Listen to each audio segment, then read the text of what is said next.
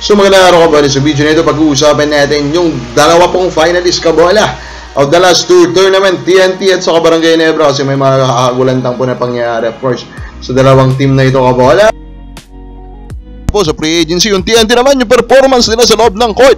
So mga hindi pa nakasubscribe, pag-usapan natin to kabola, subscribe na. So nakinig nga natin ng TNT kabola, they are currently 0-3. Yes, you heard me right kabola, 0-3. TNT is 0-3 kabola. And currently the bottom of the standings. Yeah. They are gunning for this very precious Grand Slam. And they're starting at 0-3. At yun makakabahala, kung fan ka ng TNT, ito talaga pinakamakakabahala kasi para sa'yo. Their losses are against LX, Converge, at Phoenix. I think out of those three, Converge lang kabola yung kumbaga pwede mong i-trust na makapasok po ng semis, di ba? So ganun po rin kalala ang sitwasyon po ng TNT, kaya madaming fans ngayon na nagugulan sa nangyayari po sa TNT.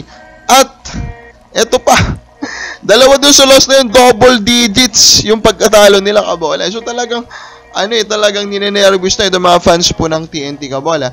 Now though, of course, tatlo pa lang naman yan. At minimum, you need to win 5 diba? Para safe ka for the playoffs. So they can still win naman 5 out of their last 8 games. Kabola.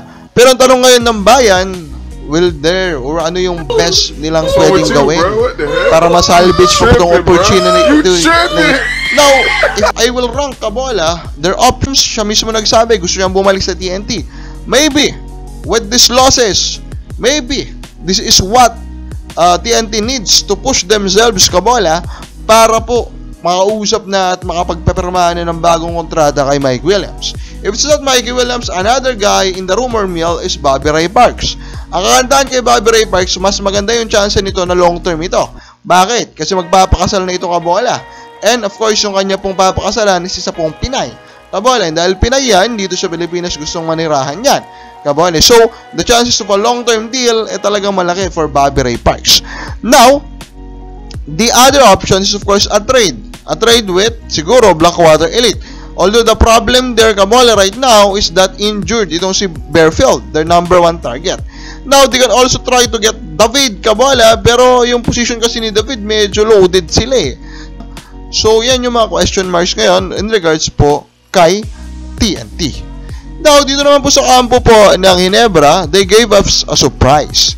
Ano po? When they decided, kabola, to put ito pong si Tenorio sa unrestricted free agency.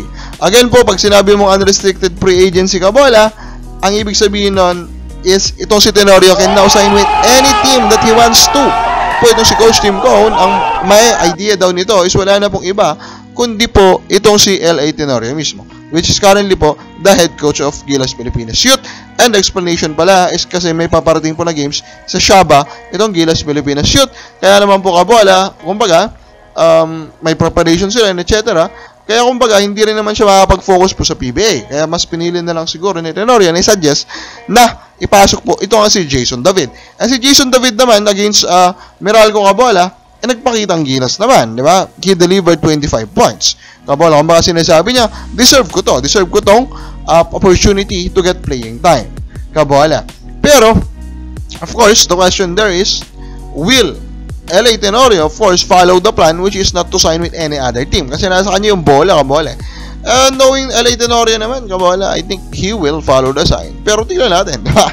Kabola, we can always be shocked. Kung sa palagay mo, hindi kayo pipirma sa ibang team si Tenorio, comment lang po sa baba.